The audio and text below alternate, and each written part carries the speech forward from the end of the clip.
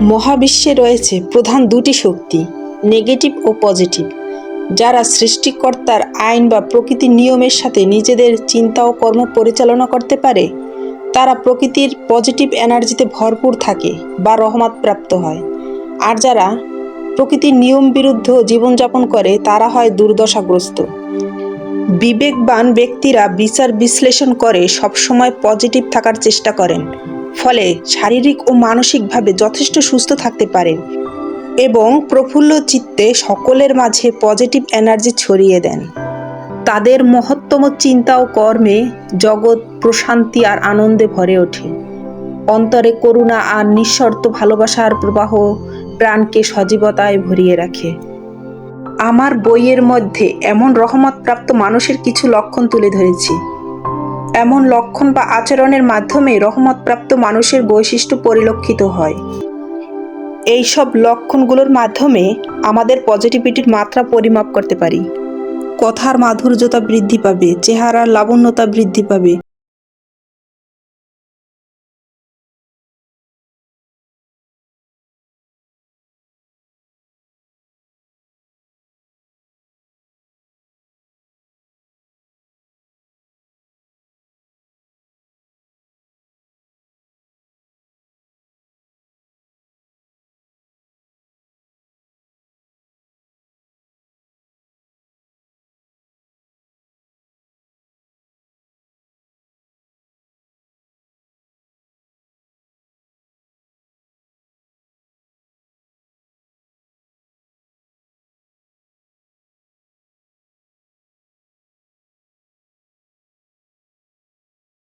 করলে আনন্দিত হবে, দান করার মনোভাব বৃদ্ধি পাবে, পছন্দ অপছন্দের বাদ বিচার কমে যাবে, রাগ নিয়ন্ত্রণ করার ক্ষমতা বৃদ্ধি পাবে, অন্যের সমালোচনা থেকে দূরে থাকবে, হই হুল্লোড় আনন্দ উল্লাস কমে যাবে, অসহায় মানুষ ও পশু পাখির প্রতি দয়া হবে, প্রকৃতি ও শিশুরা পছন্দের বিষয় হবে, লোকালয় এড়িয়ে চলবে, লোকালয় থেকে দূরে কোনো জলাশয়, দূর দিগন্তের পারে, সাগর পারে, পাহাড় অথবা বাড়ির ছাদে একাকী থাকার ইচ্ছা অনুভব হবে।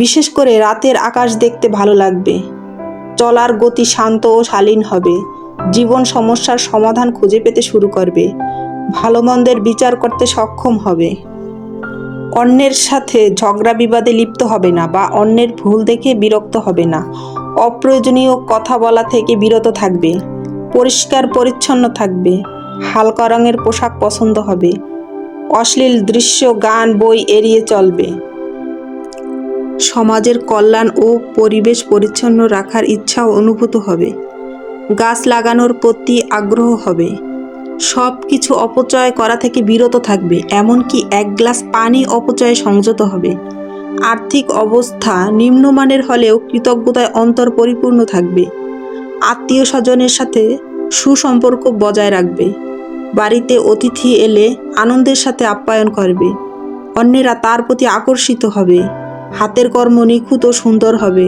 স্মৃতিশক্তি বৃদ্ধি পাবে, অজানাকে জানার আগ্রহ তৈরি হবে, বারবার মৃত্যুকে স্মরণ করে সৎকর্মের প্রতি ঝুঁকে থাকবে, অন্যের কষ্ট হয় এমন কোনো প্রতিযোগিতামূলক কাজে অংশগ্রহণ করা থেকে বিরত থাকার চেষ্টা করবে, অন্যের মনের কথা সহজেই বুঝতে পারবে, ভবিষ্যৎ সম্পর্কে আগাম ইঙ্গিত পাবে, স্বপ্নের মাধ্যমে ভবিষ্যতের ঘটনা হুবহু একই অথবা রূপক হিসাবে দেখতে পাবে, মৃত ব্যক্তির বাড়ি অথবা কবরস্থানে প্রবেশ করলে শরীর ভার অনুভব হবে, ইবাদত বন্দিগিতে মনোযোগী হলে শরীরে ভার অনুভূত হবে, মোরাকাবা বা মেডিটেশন করলে শরীর ভার অনুভূত হবে, সৃষ্টিকর্তার উপাসনায় মনে তৃপ্তি আসবে এবং পূর্ণ কর্মের প্রতি আগ্রহ তৈরি হবে।